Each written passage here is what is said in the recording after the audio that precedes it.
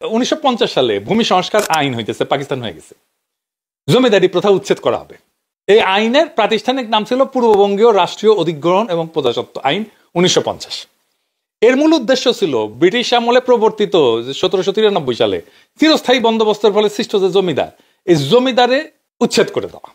এবং এর জন্যই মুসলিম লীগ আন্দোলন করছে, এবং এর জন্যই পাকিস্তান আন্দোলন হয়েছে, এবং এই আন্দোলন করতে করতেই পাকিস্তানের জন্ম হয়েছে। তো মওদুদী সাহেব 50 সালে এই ভূমি সংস্কার আইনের সরাসরি বিরোধিতা করলো, জামাতে ইসলামও করলো। তো এই ভূমি সংস্কার অন ইসলামিক এইটা বলতেছেন উনি, মানে এটা ইসলাম মতে এটা সহি আছে। উনি একটা বই লিখলেন, বইয়ের নাম হইতেছে মাসালা ই মিলকিয়াত তৈ জমিন।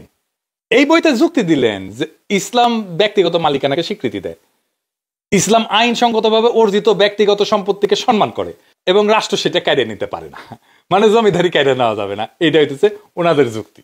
আচ্ছা, হাজী শরীয়তুল্লাহ, তিতুমির, ফকির মজনু শাহ, নুরুল দিন, এরা জমিদারি উচ্ছেদের লড়াই করেননি, জীবন দিয়ে দিছে না ওনারা? আর জমিদারি উচ্ছেদ যখন হবে তখন আপনি তার বিরুদ্ধে দাঁড়াইতেছেন। বাহ, কি তামসা! আপনি তিতুমিরের বাঁশের কেল্লার নাম দিয়া ফেসবুকে বিপ্লব করতেছেন আপনার তরুণ সম্প্রদায়কে দিয়া, কিন্তু আপনি তো তিতুমিরের লড়াইকে অন করলেন না।